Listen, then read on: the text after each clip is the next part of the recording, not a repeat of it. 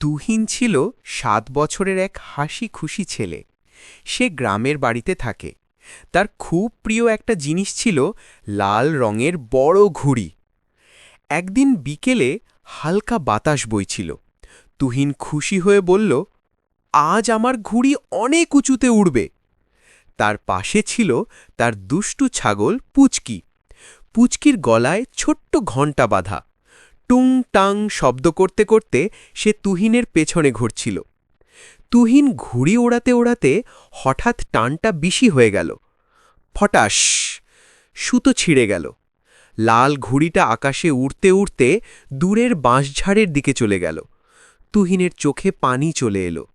আমার ঘুড়ি এখন কি হবে? পুচকি ম্যাঁ করে ডেকে সামনে দৌড় দিল।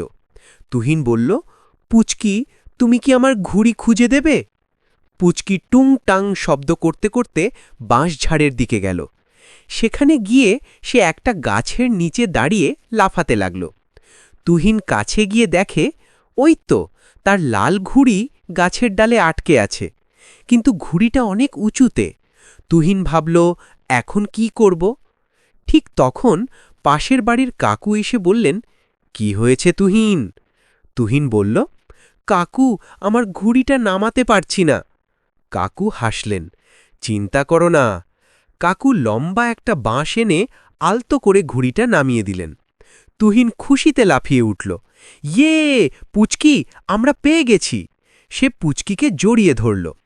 পুচকির ঘণ্টা টুংটাং করে বেজে উঠল। তুহিন বলল, তুমি না থাকলে আমি ঘুড়িটা পেতাম না। সেদিন বিকেলে তারা আবার ঘুড়ি উড়াল।